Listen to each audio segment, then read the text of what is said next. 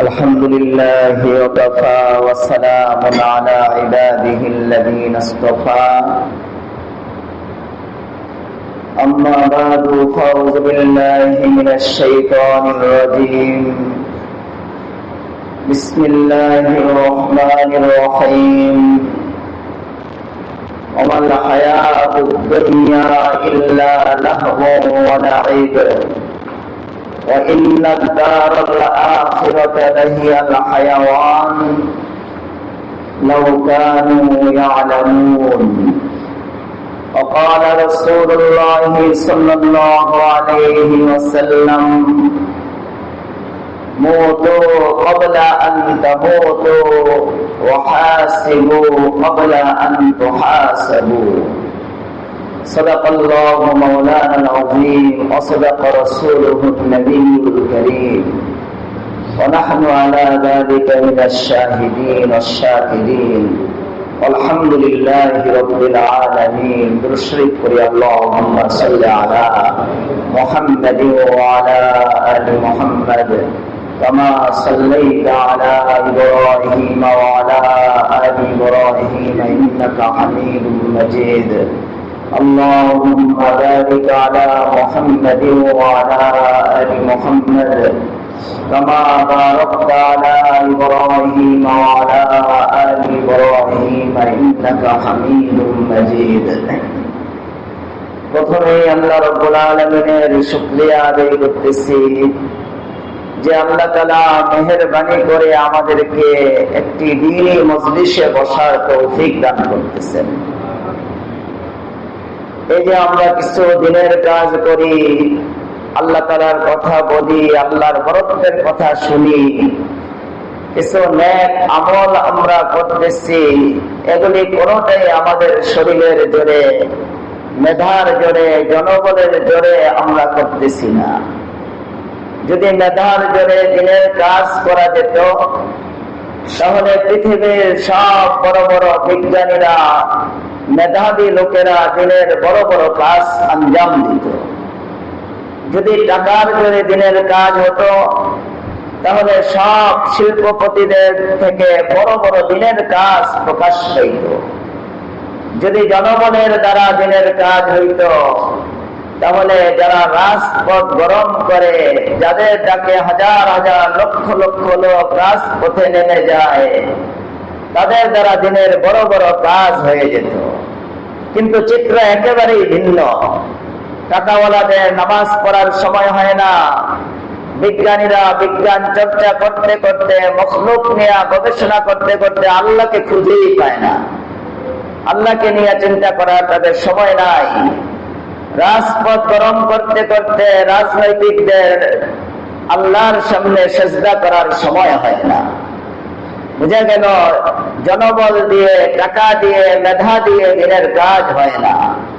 তারা বকশদ খোদায়ে বকশিন্দা, যতক্ষণ পর্যন্ত আল্লাহ তাআলা কোন ব্যক্তির উপরে রহম না করেন, আল্লাহ তাআলা যতক্ষণ কোন ব্যক্তিকে নেক কাজ করার তৌফিক না দেন, ততক্ষণ পর্যন্ত কারো দ্বারাই দিনের কাজ হয় না। এই জন্য আমরা এই যে বসছি একটা মজলিসে, আমাদের কাছে এই সমস্ত মজলিস এখন কম দামি হয়ে গেছে। ওয়াজের মজলিস, জিকিরের মজলিস, এগুলির দাম কমে গেছে। গানের মজলিস, নাচের মজলিস, যেগুলির উপরে আল্লাহ তাআলার লানত, অভিশাপ, ওই সমস্ত মজলিসে হাজার হাজার লক্ষ লক্ষ মানুষ উপস্থিত হয়ে যায়। রাসূল আকরাম সাল্লাল্লাহু আলাইহি ওয়াসাল্লাম বলছেন, এই যে একটু আগে শাইখুল হাদিস শাহ হুজুর বয়ান করছেন, আমি রুমে বেশি না বসে আমি এসে বসে গেছি যে হুজুরের বয়ান শুনে দিল তাজা হবে। রাসূল আকরাম সাল্লাল্লাহু আলাইহি ওয়াসাল্লাম বলেন, আলাইকুম বিমাজালাসাতিল উলামা, তোমরা উলামাদের মজলিসকে আবশ্যক করো। কেন? লা ইয়াশফা জালিসুহুম, যারা আলেমদের বৈঠকে বসে উলামাদের থেকে দ্বীনের কথা শুনে, আল্লাহ রাসূল সাল্লাল্লাহু আলাইহি সাল্লাম বলেন, আল্লাহ তাআলা তাদেরকে বঞ্চিত করেন না, আল্লাহ তাআলা তাদেরকে মাহরুম করে না। অন্য হাদিসের মধ্যে আল্লাহ রাসূল বলেন, তোমরা উলামাদের মজলিসে বসো, লাভ কি হবে, ফায়দা কি হবে? যে খালি ময়দান, যেখানে কোনো ঘাস নেই, যদি মুষলধারে বৃষ্টি পড়তে থাকে, তাহলে যেভাবে ওই খালি ময়দানে শুকনা মাঠের মধ্যে বৃষ্টি পড়ার দ্বারা ঘাস উদ্গত হয়, রাসূল আকরাম সাল্লাল্লাহু আলাইহি সাল্লাম বলেন, উলামাদের মজলিসে বসো, তাহলে লাভ কি হবে? তোমাদের যে দিল মরে গেছে, তোমাদের যে মুর্দা অন্তর আছে, উলামাদের মজলিসে বসার বরকতে আল্লাহ তাআলা তোমাদের এই মুর্দা অন্তরগুলিকে জিন্দা করে দিবে। এই জন্য আমাদের উচিত হলো দ্বীনি মজলিসে বসা। দ্বীনি মজলিসে বসে অনেকে এদিক ওদিক চিন্তা করে যে দেখি বক্তা সাহেব গান দেয় কিনা, গজল গায় কিনা। যদি বক্তা সাহেব গজল গায়, খুতবাটা যদি সুন্দর করে সুর দিয়ে পড়ে, তাহলেই বসবো। আমাদের এই জন্য অনেক আকাবের খুতবা সুর দিয়ে পড়ে না, যে যারা যাওয়ার চলে যাক গিয়ে। কিছু লোক আসে খুতবাটা শোনার জন্য, দেখি আগে সুর আছে কিনা, গানের প্রাণ আছে কিনা। গানের যদি প্রাণ থাকে তাহলে এনে বসবো। তাহলে এই লোক তো আসছে গান শুনতে, এই লোক নসিহত শুনতে আসে নাই। এই জন্য এই লোক তো বসা না বসা এক বরাবর। আর অনেকে আসে হুঙ্কার শোনার জন্য, যে বক্তা সাহেব হুঙ্কার দিবে কিনা, নারায়ে তাকবীর বলে মসজিদের ছাদ কেঁপে ওঠে কিনা, তারপরে বসতে হবে। এই জন্য আমাদের আপনাদের এই যে কাজে বয়ান করে গেলেন শাইখুল হাদিস সাহেবের কোনো হুঙ্কার দেয় নেই। হ্যাঁ, বক্তৃতা বয়ান আজকে তো নষ্ট হয়ে গেছে। আজকে ওয়াজ হয়ে গেছে আওয়াজ, ওয়াজ হয়ে গেছে বাণিজ্য। কিছু মনে করবেন না, ওয়াজ হয়ে গেছে বাণিজ্য। রাসূল আকরাম সাল্লাল্লাহু আলাইহি সাল্লাম বলেন, শেষ জমানায় কিছু লোক তারা আমল করবে, আমলটাকে বিক্রি করবে। আজকে আমল বিক্রি হইতেছে। মোবাইলটা বন্ধ করে বসি আমরা। আজকে ওয়াজের পরিবেশ আমাদের নষ্ট হয়ে গেছে। ওয়াজ হয় বিক্রি, ওয়াজ হয় সুন্নতের খেলাফ। রাত্র 1টা 2টা 3টা পর্যন্ত ওয়াজ হইতে থাকে। রাত্র 12টা 1টা পর্যন্ত যদি ওয়াজ হয়, বলেন ওই ওয়াজের থেকে বাড়িতে গিয়ে আপনি ঘুমাতে ঘুমাইতে 2টা বাজবে। আপনার নামাজের ফজরের নামাজের কয়টা বাজবে বলেন? আপনি তো বলেন ফজরের নামাজ কাজা হয়ে গেল। এই জন্য আমাদের সব আমল হওয়া উচিত সুন্নত তরিকায়। সুন্নত তরিকায় যদি আমাদের আমল হয়, সে আমলটা হবে আল্লাহর কাছে মকবুল। ওই আমল দিয়ে আমরা আল্লাহকে পাইব। আর যদি সুন্নতের খেলাফ আমরা অনেক কিছু করি, এটা অনেক আলোকিত দেখা যেতে পারে, অনেক হুঙ্কার ঝংকার দেখা যেতে পারে, কিন্তু নতিজা ফলাফল হবে শূন্য। ফলাফল কিছু দাঁড়াবে না। এই জন্য আমরা আমাদের শুধু ওয়াজ নয়, সব কাজ আমরা আল্লাহর হুকুম মোতাবেক করব। আল্লাহ আমাদেরকে দুনিয়াতে অল্প দিনের জন্য পাঠাইছেন। আর এই যে পাঠাইছেন, এই পাঠানোর পিছনে নিশ্চয়ই উদ্দেশ্য আছে। উদ্দেশ্য ছাড়া তো কোনো জ্ঞানী লোক কাজ করতে পারে না। প্রত্যেক জ্ঞানী লোক যে কাজ করবে, তার কাজের পিছনে কোনো উদ্দেশ্য থাকবে। এজন্য আল্লাহ যে আমাদের পাঠিয়েছেন, আমাদের পাঠানোর পিছনেও আল্লাহর মহান অনেক বড় উদ্দেশ্য আছে। আল্লাহ কোরআনে কারীমের মধ্যে সেই উদ্দেশ্যের কথা বলেন, খালাকাল মাউতা ওয়াল হায়াতা লিয়াবলুয়াকুম আইয়ুকুম আহসানু আমালা ওয়া হুয়াল আজিজুল গফুর। আল্লাহ কোরআনে কারীমের মধ্যে আমাদের দুনিয়াতে পাঠানোর মাকসাদ বলতেছেন, খালাকাল মাউতা ওয়াল হায়াতা লিয়াবলুয়াকুম আইয়ুকুম আহসানু আমালা। আল্লাহ বলেন, বান্দা, আমি তোমার জন্য যে জন্ম আর মৃত্যু সৃষ্টি করেছি, জন্ম আর মৃত্যুর মাঝখানে তোমার জন্য একটা জীবন আমি সৃষ্টি করছি। এই জীবনটা কিন্তু এমনি এমনি আমি তোমাকে দেই নাই, উদ্দেশ্য ছাড়া দেই নাই। আমি তোমাকে কেন দুনিয়াতে পাঠাইছি? আল্লাহ বলতেছেন লিয়াবলুয়াকুম আইয়ুকুম আহসানু আমালা, যে আমি তোমাকে পাঠিয়েছি এই জন্য যে আমি দেখব তুমি দুনিয়ার একটা জীবন পেয়েছো, তুমি সুস্থতা পেয়েছ, তোমাকে আমি যৌবন দান করছি, তোমার মধ্যে আমি শক্তি দান করছি, তোমাকে আমি টাকা দিছি, তোমাকে আমি অনেক কিছু দিছি। আমার মূল উদ্দেশ্য এটা দেখা তুমি আমার এই নিয়ামত গুলি পেয়ে তুমি উত্তম থেকে উত্তম আমল করছো কিনা, তুমি ভালো আমল করছো কিনা। না তুমি তোমার যৌবন পেয়ে টাকা পেয়ে তুমি শুধু আনন্দ ফুর্তি করতে করতে জীবন কাটাই দিচ্ছ, আমার হুকুম মানো নাই, এটা আমি দেখবো। আমার হুকুম মানছো না মানো নাই, এটা দেখার জন্য আমি তোমাকে দুনিয়াতে পাঠাইছি। এজন্য আমাদের মাকসাদে হায়াত, আল্লাহ আমাদেরকে যে উদ্দেশ্যে দুনিয়াতে পাঠাইছেন, যে উদ্দেশ্য নিয়ে, যে উদ্দেশ্য দিয়ে আল্লাহ পাঠাইছেন, সেই উদ্দেশ্যের দিকে আমরা যত আগাবো, উদ্দেশ্যকে সামনে রেখে যত চলবো, তত আমাদের জীবনে কামিয়াবি আসবে।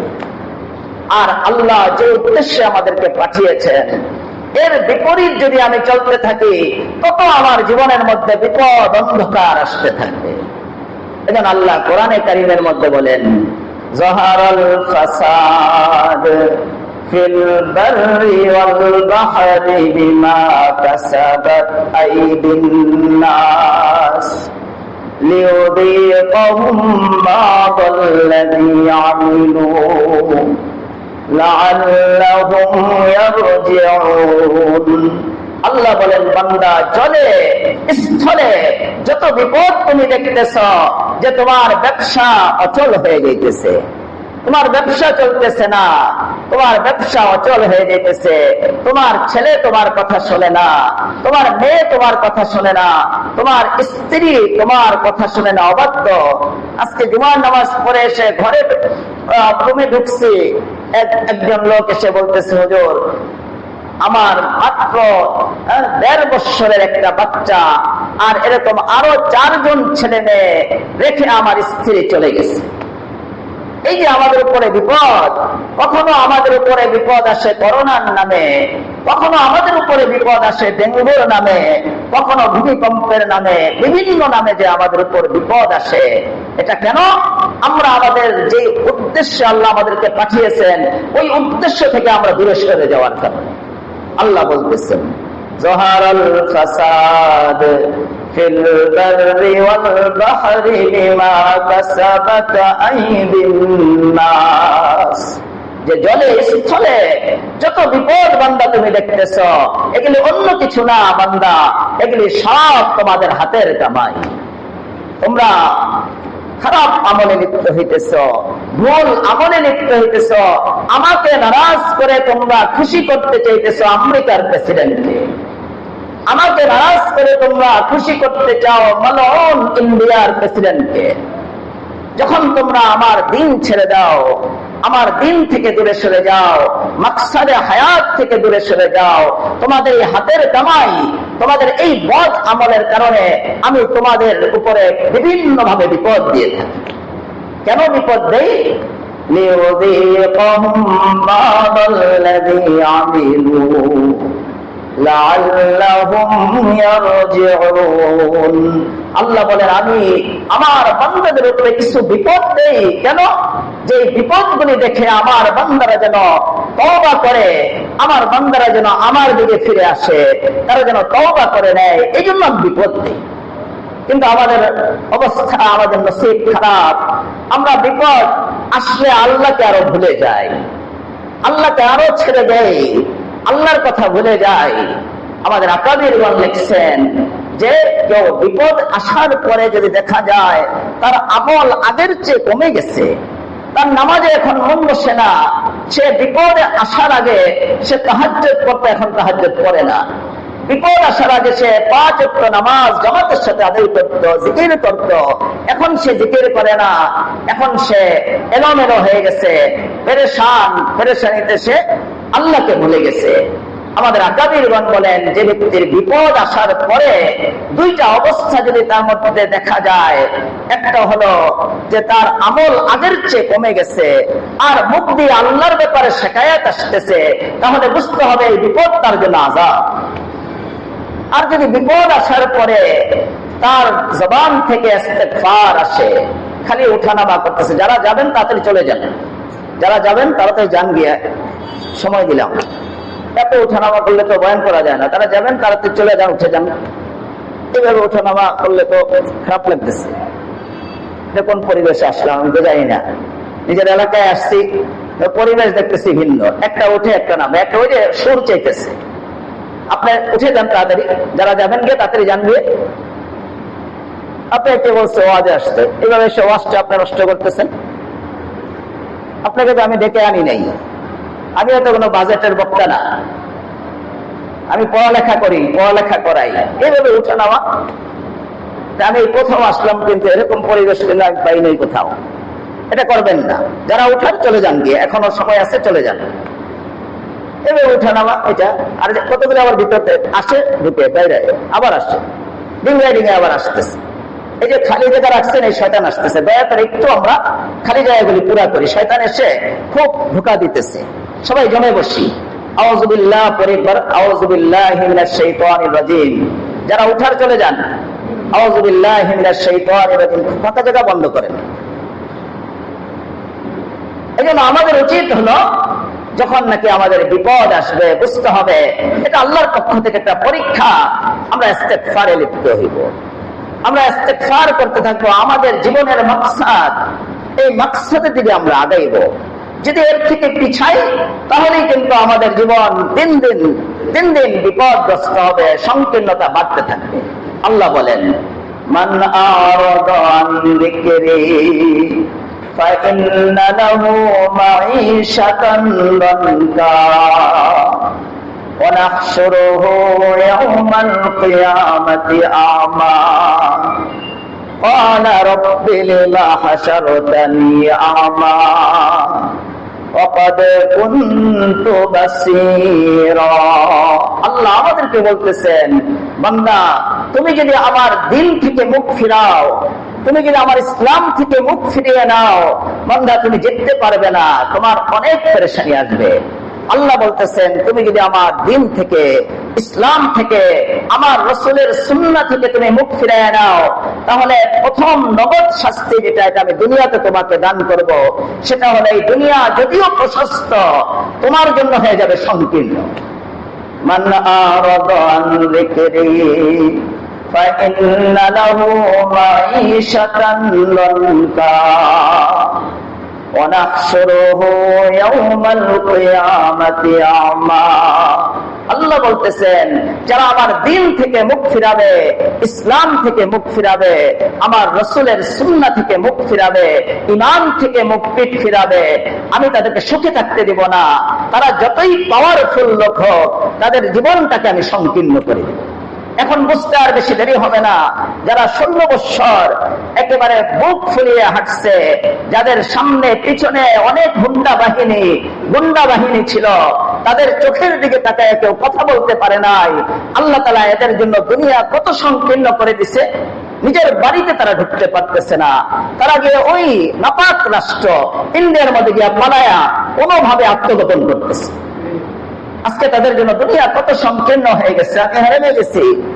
একজন আমার পিছনে পিছনে গেলে হাঁটতেছে, আমি চিনি ওনাকে। ওরা ডাইনে বামে অনেক হুন্ডা চলতো, অনেক গাড়ি, অনেক বডিগার্ড, অনেক কিছু চলতো।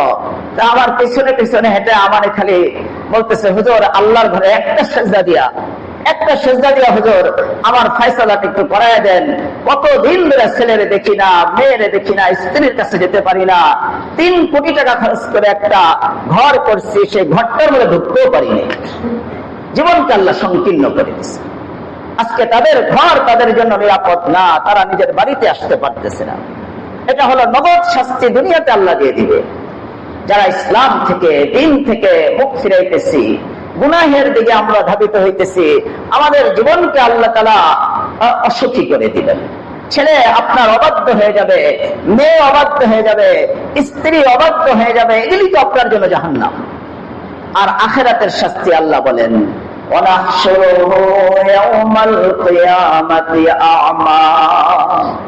আল্লাহ তাআলা দ্বিতীয় শাস্তি যেটা আমাদের মৃত্যুর পরে কিয়ামতের দিন আল্লাহ দান করবেন, সেটা আল্লাহ বলতেছেন, যারা ঈমান থেকে মুখ ফিরেছ, ইসলাম থেকে পিঠ ফিরিয়েছ, তোমরা শান্তি তো পাইবে না দুনিয়াতে, আখিরাতে তোমাদের যে দুইটা চোখ আছে, আমি চিরতরে এই দুইটা চোখ আমি ছিলেন তোমাদেরকে অন্ধ করে দিব। এই জন্য আমাদের মাকসাদে হায়াতের যে মাকসাদ, উদ্দেশ্য, যে উদ্দেশ্যে আল্লাহ আমাদের সৃষ্টি করছে, এর দিকে আমাদের আগেইতে হবে। এই জন্য শেখ সারি রহমতুল্লাহ আলাইহি ওনার এক কবিতা উনি বলেন, আজিজে কে আজ দর গহসর বতা বহরদার কে শুদহি চে ইজ্জত নয়া, আজিজে কে আজ দর গহসর বতা বহরদার কে শুদহি চে ইজ্জত নয়া। আল্লাহর বান্দা, তুমি যদি আল্লাহর দরবার থেকে মুখ ফিরে নাও, জেনে রাখো তুমি যেই দরবারে যাও তুমি বেইজ্জত হয়ে যাও। তুমি আমেরিকার দরবারে গেলেও তুমি বেইজ্জত হইবে, তুমি ইন্ডিয়ার দরবারে গেলেও বেইজ্জত হবে। যেই দরবারেই যদি তুমি যাও, সব দরবারে গিয়ে তোমার ইজ্জত কমবে, ইজ্জত বাড়বে না। এই জন্য আমরা আমাদের জীবনের যে মাকসাদ, উদ্দেশ্য, এদিকে আমরা আগাবো। গুনাহ থেকে তওবা করব, মৃত্যুর প্রস্তুতি নিব। মৃত্যুকে আমরা ভুলে যাব না, মৃত্যুর প্রস্তুতি নিব। মৃত্যুর জন্য প্রতিদিন আমি মৃত্যুর মুরাকাবা করতে হবে, মৃত্যুর কথা চিন্তা করতে হবে। আজকে আমরা মৃত্যুর কথা ভুলে গেছি। আমরা যে মারা যাব, অনেকের আমার মনে হয় সেটা খেয়ালও নাই, চিন্তাও নাই যে আমি মারা যেতে পারি, আমি মারা যাইব, আমাকে মওত ধরতে পারবে না, আমি অনেক সুরক্ষিত, আমি দুর্গের মধ্যে আছি, মৃত্যু আমার কাছে আসতে পারবে না। আমরা অনেকে মনে হয় এমন ধারণা, যার কারণে আমরা জুলুম, অত্যাচার, শোষণ, দেশ লুণ্ঠন করতে আমাদের কোনো কষ্ট হয় না, মৃত্যুর কথা ভুলে যাওয়ার কারণে। আল্লাহ কোরআনে কারীমের মধ্যে আমাদেরকে বলতেছেন, আইনামা তাকুনু ইউদরিকুমুল মাউতু ওয়ালাউ কুনতুম ফি বুরুজিম মুশাইয়াদা। যে বান্দা, তুমি মৃত্যুর কথা ভুলে গেছো, তুমি মনে করতেছো মৃত্যু তোমাকে পাবে না। আল্লাহ বলতেছেন, তুমি যদি কোনো সুরক্ষিত দুর্গের মধ্যে গিয়েও পালাও, ওখানেও তোমার কাছে মৃত্যু চলে যাবে। তুমি যদি চাঁদের দেশেও চলে যাও, সেখানেও মালাকুল মউত চলে যাবে, তুমি এটা থেকে পালাতে পারবে না। আমরা এই জন্য মৃত্যুর কথা চিন্তা করব, মৃত্যুকে ভুলে যাব না, মৃত্যুকে খুব স্মরণ করব। যে যেই পদে আছে, ডাক্তার হই, ইঞ্জিনিয়ার হই, অ্যাডভোকেট হই। আমার সাথে একজন ডাক্তার সাহেব আসছে নরসিংদীর, বড় বড় কয়েকজন দাঁতের ডাক্তারের মধ্যে উনি একজন। উনি দেখি রাস্তায় দাঁড়িয়ে রয়েছে, আমাকে মোবাইল করছে যে হুজুর আমি আপনার সাথে যাইব। অনেক বড় ডাক্তার, ওনার স্ত্রীও দাঁতের ডাক্তার। ওনার স্ত্রী, আমি আশ্চর্য হয়ে গেছি, ওনার মেয়েকে উনি মাদ্রাসায় ভর্তি করছে, হেফজ পড়তেছে। ওনার স্ত্রী মেয়েকে ডাক্তার, মেয়েকে নিয়ে নিয়ে হেফজখানায় গেছে, মেয়ের সাথে বসে বসে পড়ে পড়ে এই ডাক্তার স্ত্রীও কোরআনে হাফেজা হয়ে গেছে। এটা হলো মৃত্যুর প্রস্তুতি। আজকে আমরা মৃত্যুকে ভুলে গেছি, মৃত্যুকে ভুলে গেছি। এই যে ডাক্তার সাহেব আমার সাথে আসছেন, এত বড় ডাক্তার, অভিজ্ঞ ডাক্তার, কোন ছোটখাটো ডাক্তার না। নরসিংদীর কয়েকজন নাম করা ডাক্তারের মধ্যে উনি একজন। আর উনি একটি মাদ্রাসা করছেন, মাদ্রাসা ৭৫% জায়গা আবার আমার নামে সাবমাওলা করে লিখেছে। আমি বলছি মাদ্রাসার নামে না, আমি মাদ্রাসার নামে হুজুর দিব না, আমি আপনার নামে দিব হুজুর। এই মাদ্রাসায় উনি ভেলানগর থেকে প্রতিদিনই পলাশে গিয়ে ওই মাদ্রাসার ছাত্রদের, শিক্ষকদের বাজার নিজের হাতে করে দিয়ে আসে, টয়লেট দিয়ে নিজে পরিষ্কার করে দিয়ে আসে। মাদ্রাসার টয়লেট একজন ডাক্তার সাহেব, যিনি মাদ্রাসার জায়গা দান করছেন ৭৫%, রোডের পাশে, উনি গিয়ে নিজের হাতে টয়লেট, বাইতুল খালা পরিষ্কার করে দিয়ে আসে। এটা হলো মৃত্যুর প্রস্তুতি। যে যেই পদে থাকে, সেই পদে থেকেই আল্লাহকে চিনতে পারে, এতে কোনো সমস্যা নাই। ডাক্তার হন, ইঞ্জিনিয়ার হন, অ্যাডভোকেট হন, আপনার আলেম ওলামা তো আলহামদুলিল্লাহ তারা আল্লাহর রাস্তায় আছে। এই জন্য আমরা মৃত্যুকে ভুলবো না, মৃত্যুকে যখন মানুষ ভুলে যায় তখনই তার জীবন থেকে আজে বাজে কাজ প্রকাশ হইতে থাকে, আজে বাজে কাজ করতে থাকে, আজে বাজে কাজ প্রকাশ করতে থাকে। এই জন্য রাসূল সাল্লাল্লাহু আলাইহি ওয়াসাল্লাম বলেন, قال رسول الله صلى الله عليه وسلم الكيس من دان نفسه وعمل لما بعد الموت والعاجز من أتبع هواه نفسه والعاجز من أتبع نفسه هواه وتمنى على الله أو كما قال عليه الصلاة والسلام। আল্লাহ রাসূল বলেন জ্ঞানীকে, আল্লাহ রাসূল বলেন জ্ঞানী হলো ওই ব্যক্তি যে নিজের নফসকে চিনে, নিজের সত্তাকে চিনে যে আমি আল্লাহর বান্দা, আমার কাজ হলো আল্লাহর হুকুম মেনে চলা, আমার কাজ হলো কবরের প্রস্তুতি নেওয়া। আল্লাহ রাসূল বলতেছেন জ্ঞানী হলো ওই ব্যক্তি যে নিজেকে চিনে আর মৃত্যুর পরের জীবনের জন্য আমল করে। যে মৃত্যুর পরের জীবনের জন্য আমল করে না, মৃত্যুর পরের জীবন নিয়ে কোনো চিন্তা করে না, কবরের জীবন নিয়ে কোনো চিন্তা করে না, আল্লাহ রাসূল সাল্লাল্লাহু আলাইহি সাল্লাম বলেন ওই ব্যক্তি হলো আজেজ, ওই ব্যক্তি হলো বোকা, ওই ব্যক্তি মহা সংকটে মহা বিপদে পড়বে। কবরের জীবনে মানুষ কতটুকু বিপদে পড়বে আল্লাহ রাসূল বলতেছেন যে কোন ব্যক্তি যখন মারা যায়, মারা যাওয়ার পরে যখন তাকে কবরে রাখা হয় তখন তার অবস্থাটা কেমন হয়, যে একজন ব্যক্তি যদি সাগরের মধ্যে পড়ে যায়, শুধু সে অথই সাগর দেখতেছে, তার নৌকা ডুবে গেছে, স্টিমার ডুবে গেছে, সাগরের মধ্যে সে ভাসমান, অথই সাগর কুল কিনারা দেখতেছে না, সে ওই ব্যক্তিটা সাগরে যে পড়ে আছে নিজেকে যতটুকু অসহায় মনে করে, কবরে যখন একজন ব্যক্তিকে রাখা হয় ওই মুর্দা ব্যক্তি তাকে এর চেয়ে অনেক বেশি অসহায় মনে করে। কারণ সাগরে যে পড়ে গেছে তাকে কেউ না কেউ উদ্ধার করতেও পারে, কিন্তু কবর থেকে উদ্ধার করার কোন ব্যক্তি নাই, কবর থেকে তাকে গিয়ে কে উদ্ধার করবে? এই জন্য আমাদের কবরের চিন্তা করতে হবে। হযরত মাহদুর রহমতুল্লাহ আলাইহি একজন বড় বুজুর্গ ছিল, মজজুব টাইপের লোক, এলোমেলো কথা বলতো, ওনার এলোমেলো কথা বলতো। ওই সময়ের যিনি খলিফাতুল মুসলিমিন হযরত হারুনুর রশিদ রহমতুল্লাহ আলাইহি, উনি বাদশাহ খলিফাতুল মুসলিমিন, অর্ধবিশ্ব শাসন করেন, উনি তাবেঈন ছিলেন। উনি ওই মাহরুলের সাথে একটু হাসি মজাক করতেন। মাহরুল রহমতুল্লাহ আলাইহি একদিন যাওয়ার পরে হযরত হারুনুর রশিদ রহমতুল্লাহ আলাইহি বাদশাহ একটা লাঠি ওনার হাতে ছিল, এই লাঠিটা বাহাদুরকে একটা খোঁচা দিয়া বলছে, বাহাদুর এই লাঠিটা তুমি নাও, আমি তোমাকে হাদিয়া দিতেছি, পৃথিবীতে যদি তোমার চেয়ে বোকা কোন ব্যক্তি পাও তাহলে তাকে হাদিয়া দিয়ে দিবে। কি বুঝালো? মানে দুনিয়াতে সবচেয়ে বড় বোকা হলে তুমি, তোমার চেয়ে বড় বোকা যদি কাউকে পাও তাকে এই লাঠিটা হাদিয়া দিয়ে দিও। মাহরুল রহমতুল্লাহ আলাইহির কাছে একটা ব্যাগ ছিল, উনি লাঠিটা এইভাবে দেখছেন, দেখে বলছে আলহামদুলিল্লাহ, অনেক দামি হাদিয়া বাদশাহ আপনি আমাকে দান করছেন, আমি যোগ্য ব্যক্তিকে ইনশাআল্লাহ দিয়ে দেবো। ব্যাগের মধ্যে রেখে দিয়েছে। বেশি দিন যায় নাই, অল্প কিছুদিন যাওয়ার পরে শুনতে পাইছেন বাদশাহ হারুনুর রশিদ অসুস্থ, মুমূর্ষ অবস্থায় বিছনায় পড়ে গেছে। ডাক্তাররা জবাব দিয়ে গেছে আর আমাদের কোনো চিকিৎসা নাই। ওই মাহরুল পাগল মজজুব চলে আসছে বাদশাহর কাছে, বাদশাহর কাছে চলে আসছে, এসে জিজ্ঞাসা করতেছে, বাদশাহ আপনার কি অবস্থা? শেখুল ইসলাম আল্লামা তকি উসমানী সাহেব বিস্তারিত ভাবে এই ঘটনাটা ওনার ইসলাহি খুতুবাতের মধ্যে আনছেন। বলছে বাহাদুর প্রশ্ন করছে, খলিফাতুল মুসলিমিন আমাদের বাদশাহ আপনার কি অবস্থা?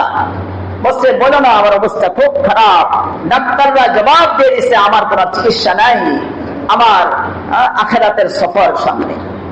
বলছে আখিরাতের সফর, আপনি কতদিন ওখানে থাকবেন? বলছে আমি, আরে ওখানে তো সফর যে শুরু হয় এটা শেষ হয় না। বলছে বাদশাহ আমি তো দেখছি একদিন দুই দিনের জন্য কোথাও সফরে গেলে আপনি অনেক সামানা নিয়ে, অনেক আসবাব নিয়ে, অনেক সৈন্য নিয়ে আপনি সফরে যান, আপনি যে না ফিরার দেশে সফরে যাইতেছেন, কত সামানা নিয়ে যাইতেছেন, কতগুলি সৈন্য নিয়ে যাইতেছেন।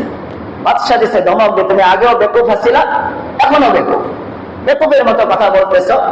ওই আখিরাতের সফর, ওইখানে তো কোনো কিছু নিয়ে যাওয়া যায় না, কোন লস্করও নেওয়া যায় না, সামানও নেওয়া যায় না। আমি খালি হাতে যাইতেছি। আমি তো বাদশাহী করতে করতে কবরের কোনো আমল করতে পারি নাই, হাতও খালি, আমলও খালি, খালি হাতে আমি কবরে যেতেছি। এটা বলার পরে বাহলুল ওই যে লাঠিটা যে বাদশাহী দান করছিল ওনাকে, যে তোমার চেয়ে বেকুব যদি কাউকে পাও এই লাঠিটা দিয়ে দিও। বাহলুল রহমতুল্লাহ আলাইহি ওই লাঠিটা বের করছেন, বের করে বাদশাকে বলছে, বাদশাহ আপনি বলছিলেন আমার চেয়ে বেকুব কাউকে পাইলে এই লাঠিটা হাদিয়া দিতে। আমি চিন্তা করে দেখলাম আপনি দুনিয়ার কাজ করতে করতে বলতেছেন কবরের কোনো পুঁজি অর্জন করতে পারেন নাই, তাহলে আমার চেয়ে বেকুব থাকলে আপনিই আছেন। অতএব এই লাঠিটা পাওয়ার, এই লাঠিটা, এই হাতিয়াটা পাওয়ার যোগ্য একমাত্র আমি আপনাকেই বুঝতেছি। উনি লাঠিটা বের করে বাদশাহ হারুন রশিদ রহমতুল্লাহ হাতে উঠে গেছে। উনি তো বাদশাহ তো ছিলেন একটা, উনি এই লাঠিটা পেয়ে হারুন রশিদ রহমতুল্লাহ আলাইহি অঝরে কাঁদছেন, অঝরে কাঁদছেন আর বলছেন, বাহলুল আমরা তোমাদের মতো ওলামাদেরকে যারা মসজিদ নিয়ে ব্যস্ত, দিন নিয়ে ব্যস্ত, তাদেরকে আমরা বোকা মনে করি। আসলে তোমরা বোকা না, আমরা যারা দুনিয়া নিয়ে ব্যস্ত আসলে আমরাই হলাম বোকা।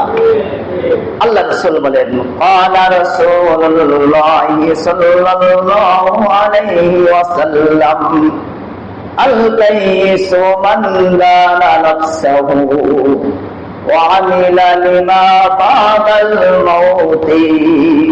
যে আমরা জ্ঞানী মনে করি যে মানুষকে ধোঁকা দিতে পারে, মিথ্যা কথা বলে মানুষকে খুব চালবাজি করে থামাইয়া ফেলতে পারে, ওদেরকে আমরা জ্ঞানী মনে করি।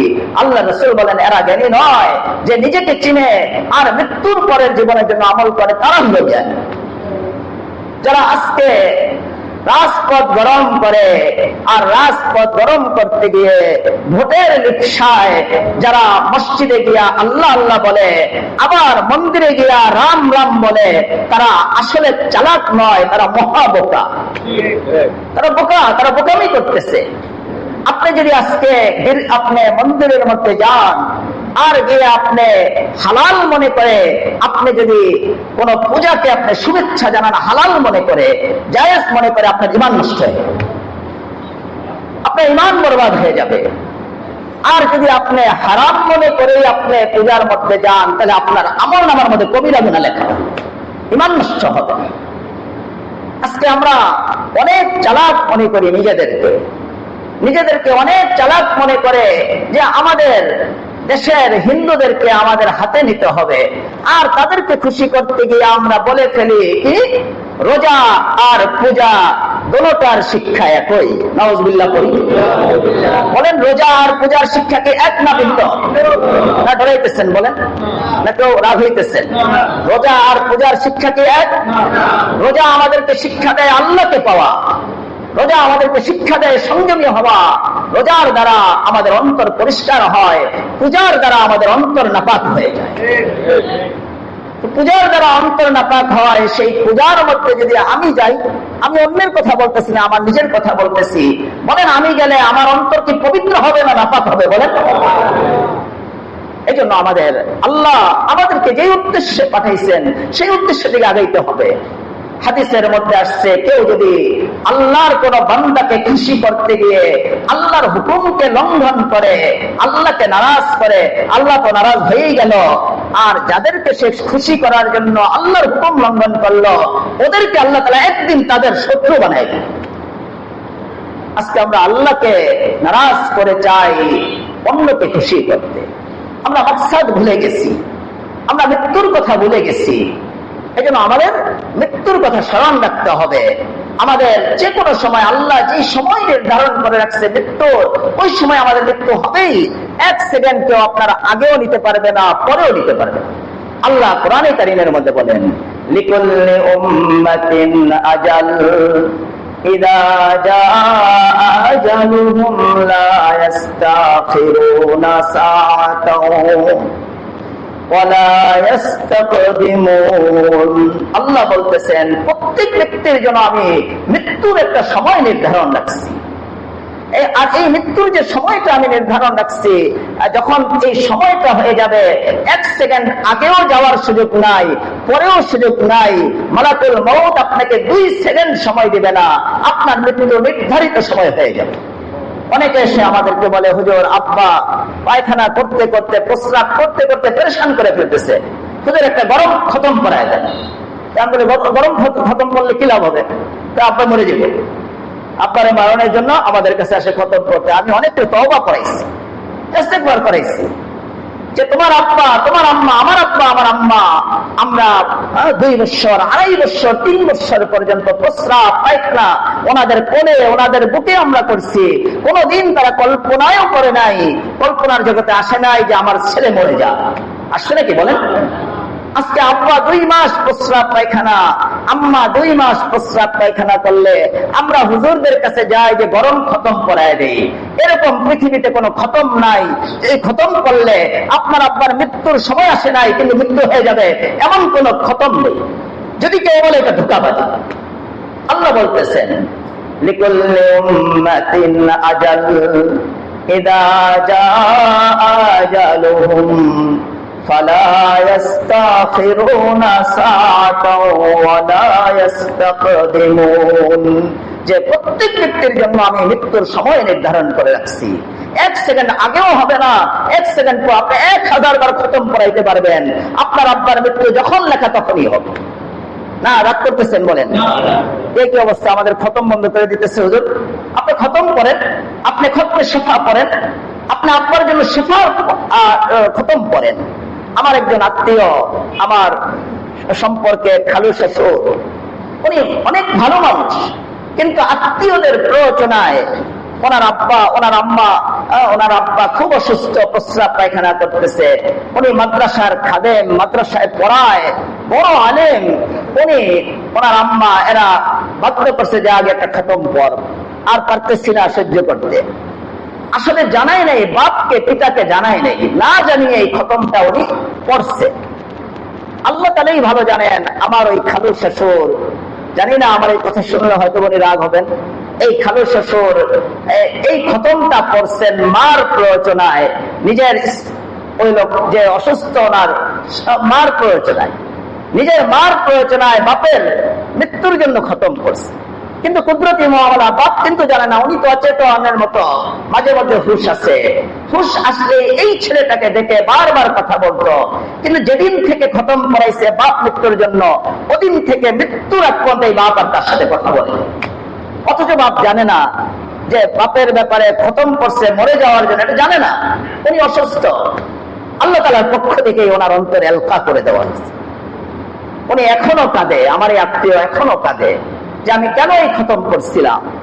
আমরা মনে করি খতম করলে আব্বার মৃত্যু হয়ে যাবে, এটা কখনো হবে না। আব্বার মৃত্যু যেখানে লেখা, যেদিন লেখা, যে সময় লেখা, ওই সময়ই হবে। আপনি আপনার আব্বার জন্য সূরা ইয়াসিন পড়ে শেফার দোয়া করেন। আপনি আপনার আব্বার জন্য মাওলানা মাহফুজ সাহেবের কাছে গিয়ে বলেন যে হুজুর আমার আব্বার জন্য দোয়া করে দেন। উনি এসে আপনার আব্বার কপালে ধরে পড়বে আসআলুল্লাহুল আযীম রব্বুল আরশিল আযীম আইয়াশফিয়াক, 7 বার পড়বে। আল্লাহর রাসূল বলেন এই দোয়াটা কোন রোগীর পাশে দাঁড়িয়ে শরীরে ধরে যদি কেউ করে, আর যারা পাশে আছে তারা যদি আমিন আমিন বলে, এই লোকটার যদি মৃত্যুর সময় হয়ে থাকে আল্লাহ তাআলা তার সহজ মৃত্যু দান করবেন। আর যদি মৃত্যু না এসে থাকে তাহলে আল্লাহ তাআলা তাকে শিফা দান করবেন। আমি টঙ্গীতে, আমাকে দাওয়াত দিচ্ছে, আমি টঙ্গীতে গেলাম। আমাদের তাবলীগী জামাতের একজন পুরান সাথী, 3 চিল্লা সাথী, মেহনতের সাথী, খুব মেহনত করে, কিন্তু ক্যান্সার হয়ে গেছে। ক্যান্সারে আক্রান্ত এই লোকটা, ওনাকে দেখার জন্য আমার কিছু ভাইয়েরা, মাধবদীর কিছু ভাই আমাকে বললেন, উনিও মারা গেছেন, যারা আমাকে নিয়ে গেছিল উনি মারা গেছে। যে হুজুর আমাদের এক সাথী মারা গেছে, টঙ্গীতে আছে, অসুস্থ, ক্যান্সারে আক্রান্ত, ইন্ডিয়া থেকে ফেরত দিছে, ডাক্তাররা সময় দিয়ে দিছে আর 6 দিন বাঁচবে, সর্বোচ্চ 6 দিন। আমিও গেছি, আমি ঠিক আছে দেখে আসি, এই লোকটাকে বের করে দেন। যে 6 দিন মাত্র আছে, ডাক্তাররা বলে দিছে মাত্র 6 দিন আছে, 6 দিনের বেশি আর এই লোকটা বাঁচবে না, ওদের ধারণা ওরা বলে দিছে। আমরা গেছি, তাবলীগের সাথী প্রায় 8-10 জন আমার সাথে আমরা যাওয়ার পরে আমাকে এরা অনুরোধ করলো যে হুজুর কিছু দোয়া করেন, কি করা যায়? আমি মুসলিম দোয়া কপালে ধরে আসআলুল্লাহুল আযীম রব্বুল আরশিল আযীম আন ইয়াশফিয়াক 7 বার পড়লাম, যে লোকটার ভিতর সব পচে গেছে। আমরা পরে দোয়া করে চলে আসলাম। আমি তো নিশ্চিত সে মারা গেছে, কিন্তু 2 মাস পরে দেখি এই লোক মারা তো যায় নাই, তাগড়া সুস্থ হয়ে হুন্ডা চালিয়ে সে টঙ্গী থেকে আমার এই শিবপুর মাদ্রাসায় চলে আসছে। আশ্চর্য হয়ে গেলাম। আমার ওই তবলিগের ভাইয়েরা বলতেছে এটা আল্লাহর কুদরত ছাড়া আর কিছু না, আর এই দোয়ার বরকত। এই যে আল্লাহ রাসূলের শেখানো দোয়া আসআলুল্লাহুল আযীম রব্বুল আরশিল আযীম আন ইয়াশফিয়াক, আর আমরা এখন যাই গিয়ে হুজুরদেরকে বলি হুজুর জালালি খতম করায় দেন। জালালি খতম তো কোরআন ও হাদিসের কোনো নামই নাই, এই নামই তো নাই। কোথেকে আপনি পাইলেন এই খতম? আল্লাহ রাসূল সাল্লাল্লাহু আলাইহি ওয়াসাল্লাম যে আমল আমাদেরকে শিক্ষা দিয়েছে, এই আমল না করার কারণে আজকে আমরা বিপদে। আমাদের রোগীরা কষ্ট পায়, তাদের মৃত্যু হয় না। যশোরে আমি গেছি, যাওয়ার পর অনেক আগে, প্রায় 15 বছর আগে, আমার সাথে আমার একজন ছাত্র ছিল সফরে। যাওয়ার পরেই আমি দাঁড়াইছি মাত্র মাঠে, একটা মাদ্রাসায় একজন লোক 2জন লোক দৌড়ে আসছে যে হুজুর আমাদের এক আত্মীয় এত মুমূর্ষ অবস্থা, তার 3 দিন যাবৎ মৃত্যু যন্ত্রণা, চোখগুলি উল্টে গেছে, কষ্টে চোখ উল্টে গেছে, হুজুর মৃত্যু হইতেছে না, একটু আপনি আসেন। আমি বলছি আমি মেহমান, আমি কিভাবে যাই? আমার ছাত্রটাকে বললাম যে তুমি যাও, তুমি গিয়ে ওনার মাথার পাশে বসে সূরা ইয়াসিন পড়ো। সে একটু পরেই চলে আসে, মনে হয় 3-4 মিনিট মানে যাওয়ার পরে হয়তো সর্বোচ্চ 2-3 মিনিট উনি সে অপেক্ষা চলে আসছে। আমি ওরা পক্কা দিলাম, কি চলে আসলাম, সূরা ইয়াসিন পড়ো নাই? সে আমার বললো হুজুর আশ্চর্য বিষয়, আমি দিয়া ডরাই গেছি, ভয় পেয়ে গেছি। এই রোগীর তার যে অবস্থা, চেহারার যে বিকৃতি এত হয়ে গেছে, মানে দেখলে আমার ভয় লাগতেছিল, চোখ উল্টে গেছে। তা আমি বসে মাত্র সূরা ইয়াসিনের 3টা আয়াত পড়ছি। বিসমিল্লাহির রহমানির রহিম, ইয়াসিনুল কুরআনিল হাকীম, ইন্নাকা লামিনাল মুরসালিন। আমি 3টা আয়াত মাত্র পড়ছি, 3 দিন পর্যন্ত যার মৃত্যু হইতেছে না, চোখ উল্টে গেছে, আস্তে করে তার মৃত্যু হয়ে গেছে, তার জানটা বের হয়ে গেছে। তারা সবাই আলহামদুলিল্লাহ পড়ছে যে আজকে আমাদের আত্মীয় এত কষ্ট 3 দিন ধরে পাইতেছে। আল্লাহ রাসূলের সুন্নাত আদায় যদি প্রথম দিনই হতো, মৃত্যু এখনই হইতো, 3 দিন পরেই হতো, কিন্তু এই 3টা দিন তার মৃত্যুর এই যন্ত্রণাটা হতো না।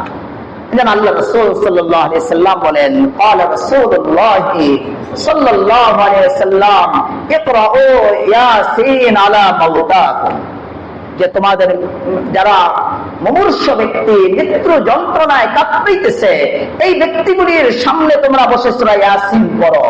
লাভ কি হবে? আল্লাহ রাসূল সাল্লাল্লাহু আলাইহি ওয়াসাল্লাম বলেন যে যদি সূরা ইয়াসিন পড়ো, তাহলে তার যদি এখনো মৃত্যুর সময় না হয়ে থাকে, আল্লাহ তাআলা এই মৃত্যু যন্ত্রণাকে কমায় দেন।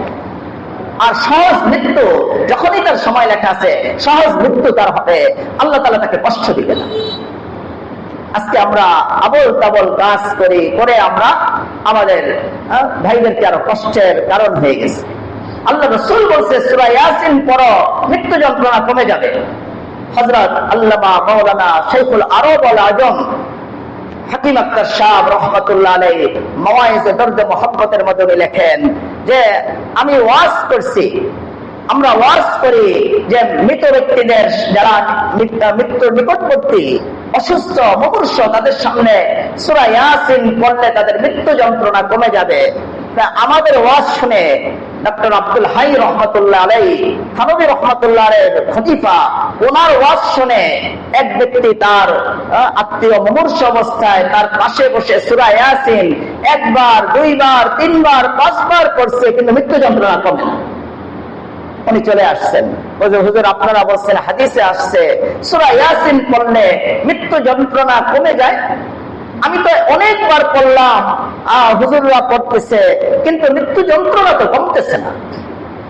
তখন হযরত ডক্টর আব্দুল হাই রহমতুল্লাহ আলাইহি, হযরত আব্বাস থানভী রহমতুল্লাহ আলাইহির খলিফা, উনি বলছেন আমাকে নিয়ে যাও, আমি গিয়ে তার মাথার সামনে সূরা ইয়াসিন পড়ব। উনি যাওয়ার পরে প্রথমেই যখন দরজায় ঢুকতেছেন, ঢুকেই দেখতেছেন মৃত ব্যক্তি যেই ঘরে শোয়া, ওই ঘরে ওই দেশের ওই এলাকার লিডারের ছবি বড় করে আটকানো। আল্লাহ রাসূল সাল্লাল্লাহু আলাইহি ওয়াসাল্লাম বলেন, قال رسول الله صلى الله عليه وسلم لا تدخل الملائكة بيتا لا تدخل الملائكة بيتا فيه قلب ولا صورة أو كما قال عليه الصلاة والسلام বুখারী শরীফের হাদিস।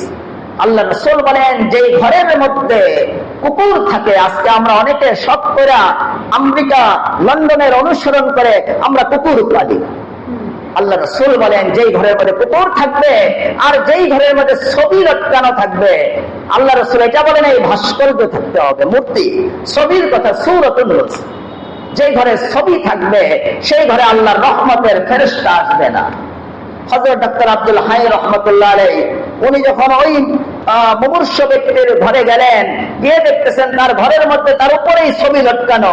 বলছে এক 5 বার নয় 5000 বার সূরা ইয়াসিন পড়তে পারবা, তার মৃত্যু যন্ত্রণা আল্লাহ কমাবে না। প্রথমে এই ছবিকে ঘর থেকে বের করো। লিডারের ছবি ঘর থেকে বের করছে, আবার আসতেছে কিন্তু লিডার, এক লিডার গেছে আরেক লিডার চলে আসতেছে, রাস্তায় খালি ছবি, রাস্তায় খালি ছবি, লম্বা লম্বা ছবি।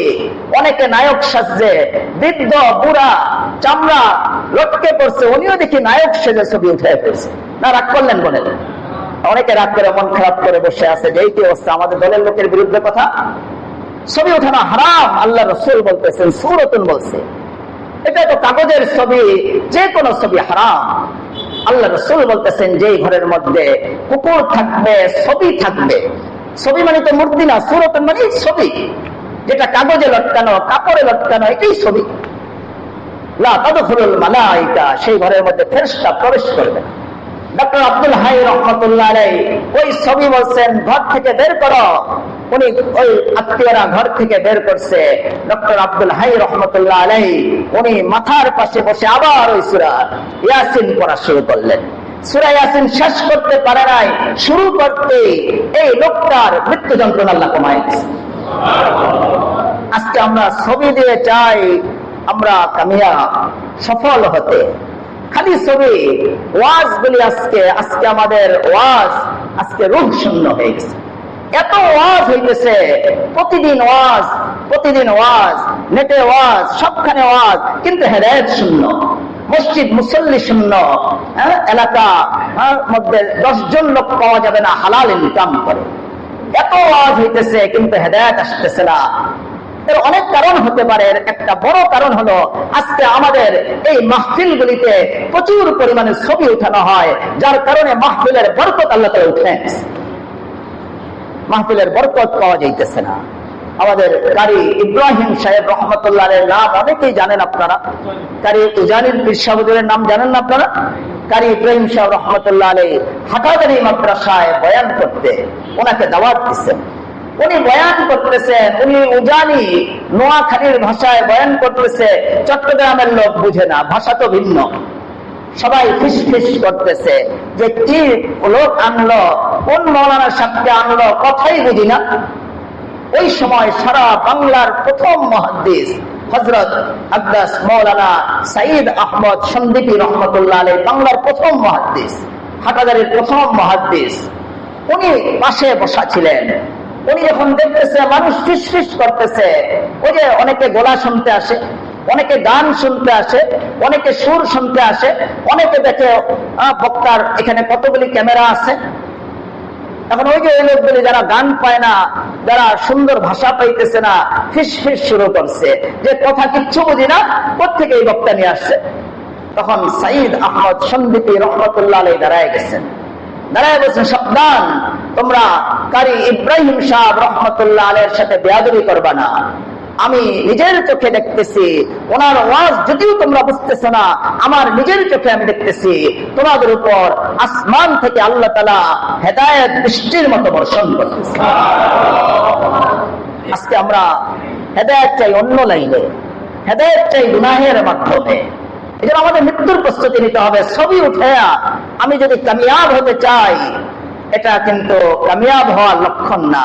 একটা বিজয়ে ট্রাম্প বিভিন্ন নামের যে মলন প্রেসিডেন্ট, তারাও কিন্তু নির্বাচনে বিজয় লাভ করে, কিন্তু এটা সফলতা না। বিজয়ের জিনিস, নির্বাচনে বিজয়ের জিনিস, সফলতা আরেক জিনিস।